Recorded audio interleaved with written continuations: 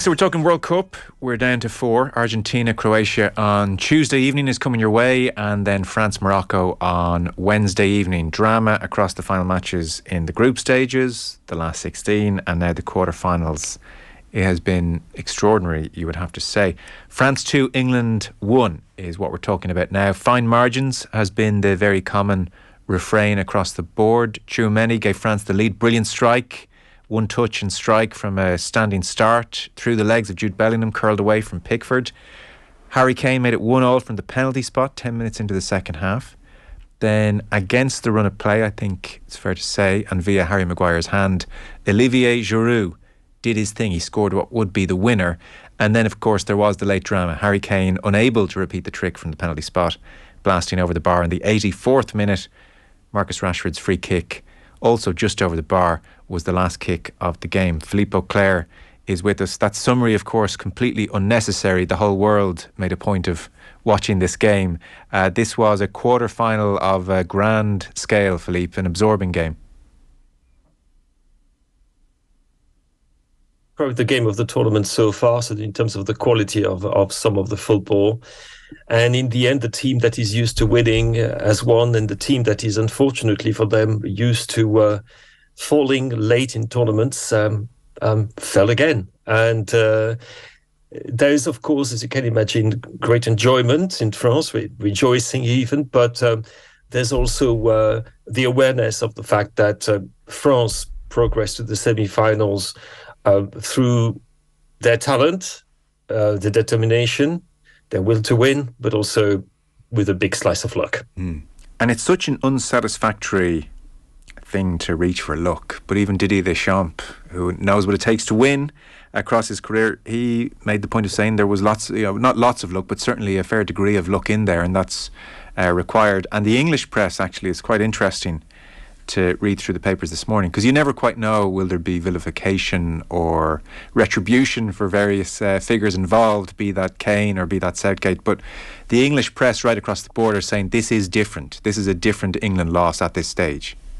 Yeah, it felt completely different during the game as well, because we remember what happened against Croatia in 2018. We remember what happened against Italy in the final of Euro 2020, and England taking the lead and suddenly deciding that it was time to go back in their shell. This time it didn't happen at all. England were on the front foot, played quite bravely at times, and were faithful to what their manager had said would be their game plan, which is basically to try and expose France's weaknesses. And they caused huge problems. And had it not been for another exceptional performance by Hugo Lloris, whom I think is certainly carries on being underrated, which is extraordinary for somebody who has had the career that he's had with his national team, would have probably given England a place in the semis. So yes, I think that the whole media climate, in any case, has changed around this England team since Gareth Southgate took over, and that there is not the kind of animosity and antagonism that there have been under previous managers, where you felt that people were just there waiting to snipe at them as soon as something was not quite working. But I think it was so obvious that England actually did all they could do in the present circumstances. Also, I think a great deal of respect for the dignity with which they accepted their fate. The fact that Gareth Southgate and quite a few of his players were loath to criticize the refereeing, which was very criticizable, but they didn't try to hide behind that. And I think this kind of dignity is reflected in the way the game has been covered and also has been talked about among fans. That, plus the fact, of course, the quality of the performance and the age of that team, which is still very low, make it look more like another step in the right direction. And I was talking to some French friends and some English friends as well too earlier this morning, and I said, well, maybe this moment will be something comparable to what Sevilla 1982 was for France, when we felt that we had, lost on penalties to the Germans, but completely undeservedly. But it was used as a springboard to something bigger, which was the win in Euro 1984. Sometimes that's what happens, and there's definite feeling, I think, that the arc of growth of that England team hasn't come to an end on that night. But that, on the contrary, there is something to be built on, especially if Gareth Southgate carries on taking care of that England team. It's a slight tangent, admittedly, but one wonders to what extent media sensibilities in the UK are just simply changing regardless, or to what extent Gareth Southgate and his demeanour has maybe expedited that change in coverage of the team. I think the latter. He's found a willing audience, because I think people wanted to fall back in love with England, within the fan community, but also within the media. And don't forget that those media are, the people who write and broadcast for them are England fans, most of them. And so, yes, there was willing on both sides, and it would feel really untoward. I mean, I've heard a few criticisms of Kane and Southgate, but they're coming from a fringe of lunatics, really. There's no other word for them. And the transformation he's achieved is something that everybody is very grateful for. And to be honest, looking at it from the outside, from a more neutral point of view, if a Frenchman can be neutral in the present circumstances, it would be complete madness to behave otherwise. This is a very, very good team. And if you look at what Southgate has done after inheriting a team that had lost to Iceland at the Euro, took them to the semi-finals of the World Cup and the Nations League, the final of the Euro, and now a quarter-final, which they lost just, and perhaps because of bad luck, against the reigning world champions. Well, come on, this is remarkable progress. And in fact, if you look at the England team over a period of a decade or so, this is probably the most successful that it has ever been. Because the 1966 triumph was not followed or preceded by other great triumphs. Actually, it was preceded and followed by other great disappointments. Yes, this is different. This is a consistent series of results at the highest level. Being one of the top 6 or 8 football nations in the world, is no small achievement. Generally, given the vagaries of football, games don't pan out as billed, and this was billed as Mbappe versus Walker, and yet the drama and the deciding factors were elsewhere. That first 20 minutes centred for me, and I'm curious for your thoughts, around the player that you have flagged in all of our conversations, Antoine Griezmann. And then the other player you flagged across this tournament has been Olivier Giroud. And they both came through for France last night in a big way. That first 20 minutes, France had the better of the game, certainly, and Griezmann was at the heart of that. Yes, well, I'm running out of superlatives for Antoine Griezmann, who is for me the player of the tournament, has certainly been the player of the tournament for France, ever present, well, except against Tunisia, of course, which was a very, very strange game. But he's been put in a position where he has to do things that he's perhaps never done before in his footballing career. He's always been a 9.5 or a tender support striker, sometimes a centre forward. But it's never been this extraordinary mix of a 6, a 7, an 8, and a 10, which has been throughout the tournament. And the first 45 minutes he played last night, to me, honestly, I'm really struggling to find another 45 minutes by a French midfielder, because that's what he is, a midfielder, that can rival with that. I would have to go back a long, long way. And it made me think, if anything, and obviously for younger listeners, that might not be a reference that will say or speak volumes, but he reminded me of what Michel Platini could do at the absolute top of his game. Perhaps, the goals, less the goals, which might come later in the tournament. I hope so anyway. But he's been astonishing. But Deschamps deserves a great deal of credit for that, by the way. Not as you perhaps know, he's not exactly a manager that I'm enamored with, or I was enamored with. But it took a lot of imagination as well to think, okay, we're missing our 2 best midfielders, N'Golo Kanté, Paul Pogba. What do we do? Well, we're going to rely on a very young holding midfielder who's going to be Makelele Mark II, Aurélien Tchouameni, plus the goals. We're going to have Adrien Rabiot, who is a very inconsistent player in a more attacking role. And we'll count on Antoine Griezmann, a 9.5 or 9, who is going to play in the kind of Pirlo role, but at the same time be the main creator. I mean, it takes some imagination to do that, and it takes it takes some very special managerial talent to make it work, to have people accept it, and especially Griezmann, but to make it work in such a beautiful fashion. Yeah. So on that side, as you said, the game perhaps did not happen where some expected it to happen, but so you could say that from an England point of view, it did happen where they were expected it to happen because they wanted to nullify Kylian Mbappe, and to be honest, they did for almost all of the game.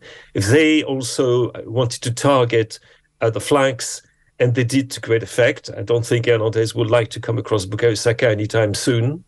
But where the game was lost, and one apart from luck, was the excellence of Hugo Lloris again, Tchouaméni and Griezmann doing their job, and of course the incredible Olivier Giroud, the man that you can't put down in strikes, becomes France's all-time leading goal scorer on his own this time, not just with Thierry, and scoring a goal which, might, in retrospect, this is the goal that we might look back on, like we look back on the 2 goals Lilian Thuram scored in the 1998 World Cup. Yeah, that is saying something. Yes, via Harry Maguire's hand again. So again, the fortunes are at play here. Yes. Mbappe, all the same, when he gets the ball in the brief glimpses, brings everyone alive, be it in the stadium or at home, or indeed if you're on the pitch next to him, all the England players suddenly alive to the danger. I almost laughed out loud in the build-up to the first goal, where Declan Rice, who was a big man and a strong man and a fast man, decided, well, I'm just going to have to take Mbappe down here. I'm just going to have to foul him and take the yellow card, and tried to go right through Mbappe, who rode the challenge. And you just think this guy is a touch superhuman. So, I mean, one suspects that he'll still have a significant part to play somewhere along the line. Is France now very, very, very firm favourites in your eyes to win the World Cup, Philippe? I think they have to be, regardless of what favourite means in this World Cup. If we look back at what happened to Argentina against Saudi Arabia, what happened to Brazil, we could carry on like that. I mean, obviously, Morocco have only conceded 1 goal, and it was an own goal since the beginning of the tournament. They're superbly organised. They're very, very tough. We don't quite know what the impact of their exertions in previous games is going to be. We don't know how the absence of size is going to weigh on their defense, a defense which is already missing a few players, but they're so tough to beat. They're as tough as the Greeks were at Euro 2004, plus added menace when they counter. They're a very, very fine team. But on the other hand, I do think that France has got the kind of arguments that will make Morocco suffer more than they did in their games against teams that tended to try and play too slowly around them.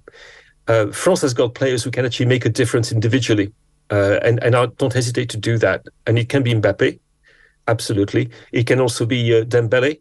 It can be Griezmann. And even, surprise, Aurélien Tchouaméni. A goal from outside the box at long last, by the way. We haven't had many of those, have we? And so, France would be the logical favourites for the whole tournament, to be absolutely honest with you. And their objective has been achieved. You might have heard that Didier Deschamps, whose decision it was to remain or to leave after the tournament should France reach the last quartet, will carry on to Euro 2024. So after 10 years in the hot seat, he still has the energy to carry on, and I can understand why. But yes, it's quite logical that France should be the favourite, and certainly for their encounter against Morocco. And beyond that, they are more complete outfit than the Argentinian team. They don't have Messi, but they have got Mbappe, and they are more complete. And whether you could discuss whether Croatia has got perhaps a greater balance all through the lines. France has, again, got the edge in terms of individualities. So it's quite logical that they should be considered favourites and quite, I mean, yeah, I was going to say outstanding favourites, which, by the way, might well have been England's place had they won, which is not something that is going to be easy to swallow, I think, in the days and weeks and months to follow. I agree with you. I feel like last night was the final. I felt like that in advance. Yep. And the quality of the two teams, the quality of the game further makes me think that. So, sorry, you said Deschamps is staying on now. I was under the misapprehension that Zidane was waiting in the wings and we'd have Zidane coming to Dublin next March. So, no. No, it will be Didier, not Zizou. So, yes, I'm terribly sorry to disappoint you. But it was the deal that had been passed before the beginning of the competition. Noël Le Graët and Didier Deschamps, the president of the French FA, and Didier Deschamps got together and said, clearly, our objective is to reach the semi-finals. If we reach the semi-finals, the decision to remain or to go will be left to Deschamps. And the decision has been taken. He will remain.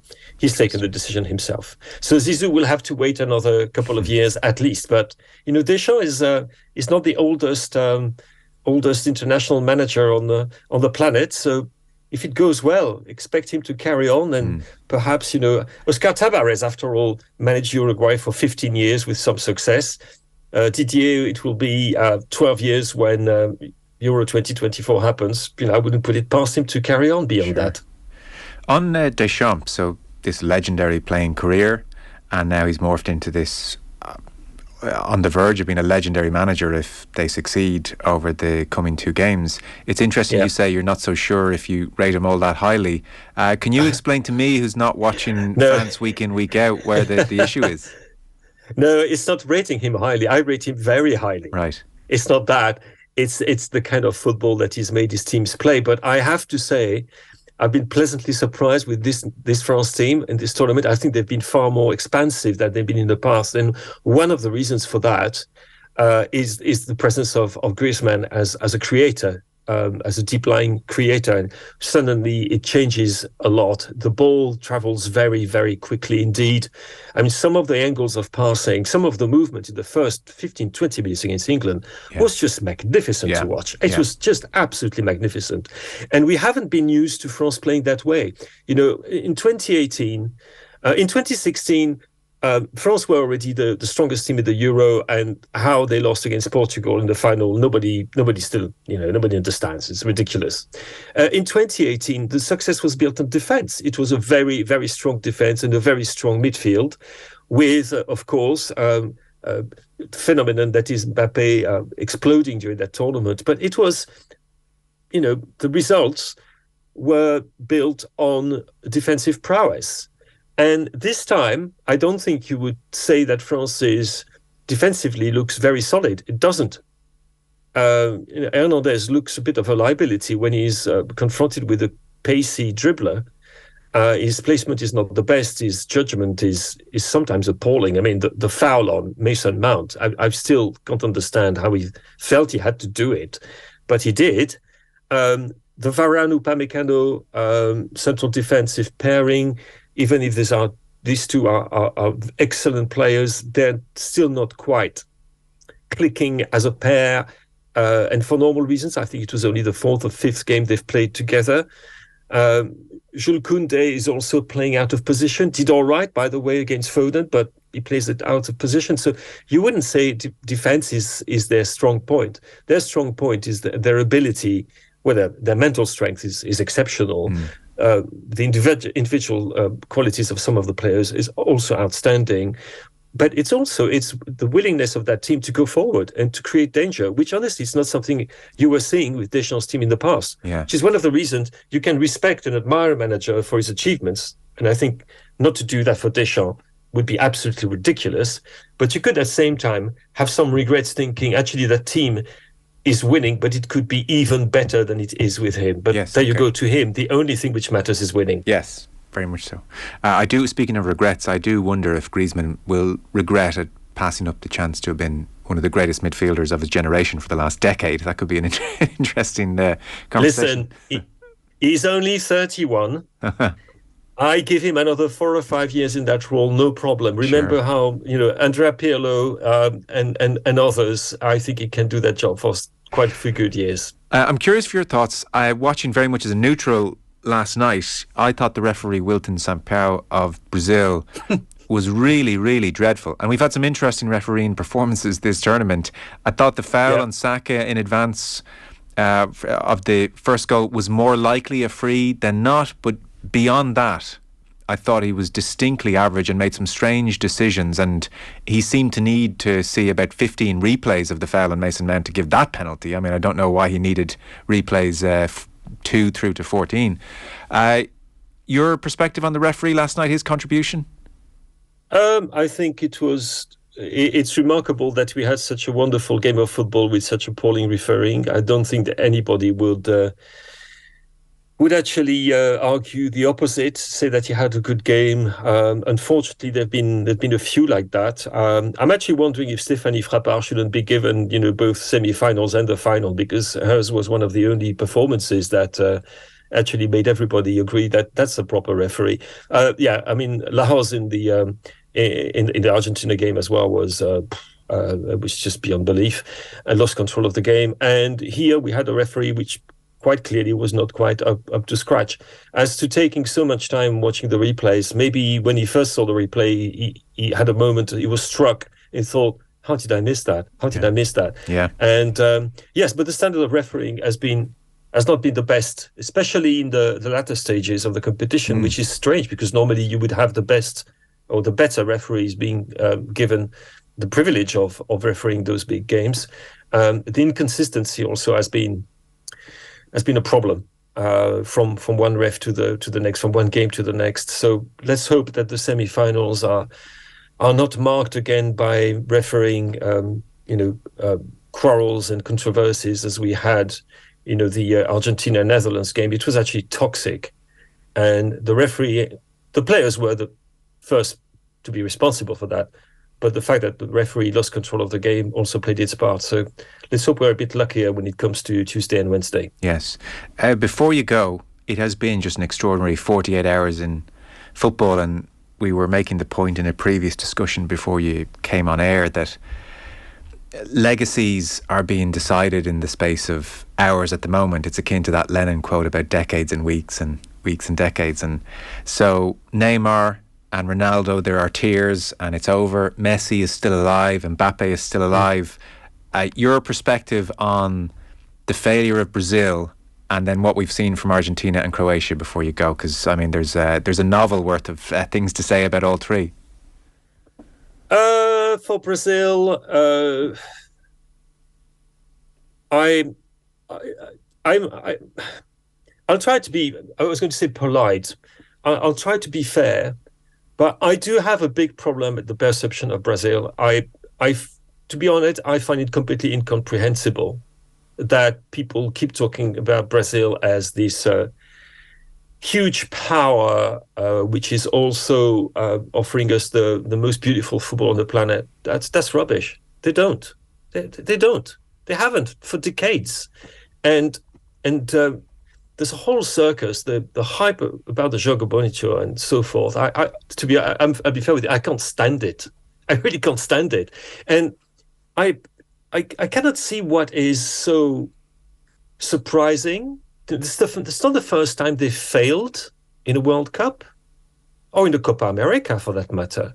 There is a constant over-evaluation because of the quality of the talent and the depth of the talent. That's probably what is the most extraordinary thing when you see some of the players who you see them, coming on at the 80th minute. Oh yes, of course they've got that one as well.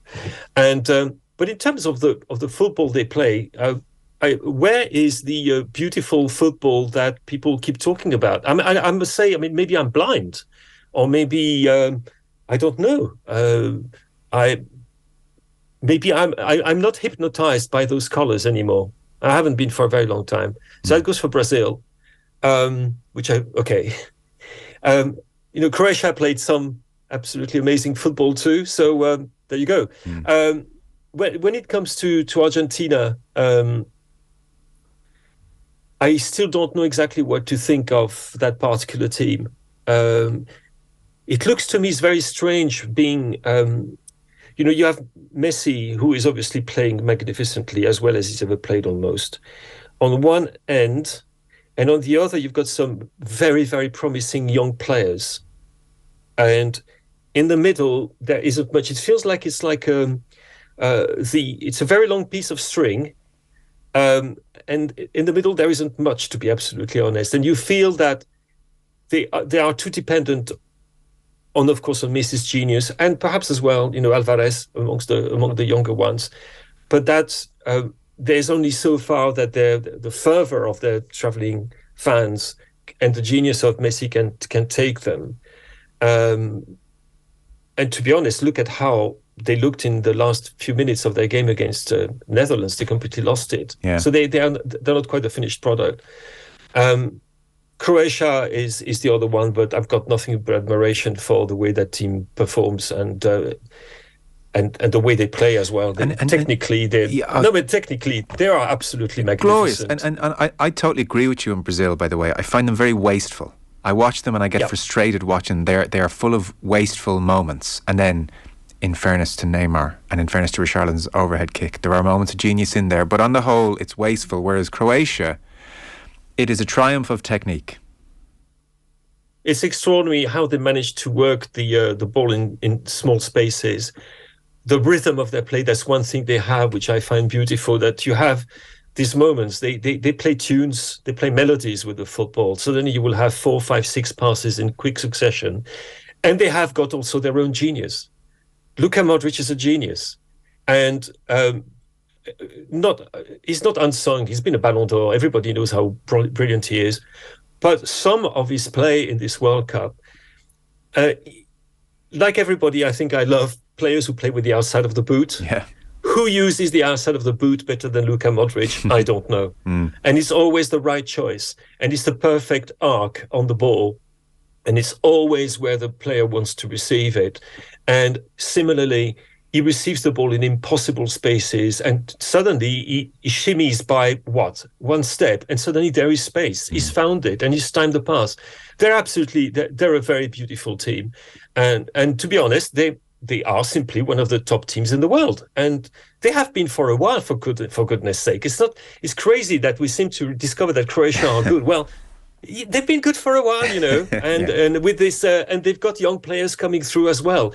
And it also they also have an identity. I think if you put different shirts on them and you saw them play, you think, oh, I think that might be Croatia, They've got this thing, they've got a style. Yes. And which is one of the reasons I rate them so highly. Brazil, I don't think they quite know what their style is at the moment. At times they were over-attacking, at times they were a bit pathetic. They were lacking the tempo, and it was not the false tempo, it's always been this idea of Brazil plays with this false tempo. It's like slow, fast. Well, okay, that was the Brazil of 1970. That was the Brazil of 1982. That was the Brazil perhaps of 2002, perhaps their last great team. And this is not the Brazil that we're seeing now. It doesn't feel as... it feels a bit more disjointed than that, if you see what I mean. Yes, I do. Despite the unbelievable talent of some players in their squad. No, I think that's very fair. Always a pleasure. Thank you so much. Thank you. Cheers. Philippe Auclair with us live on the line, and our football coverage is with thanks to Sky. All the football you love in one place across Sky Sports, BT Sport and Premier Sports.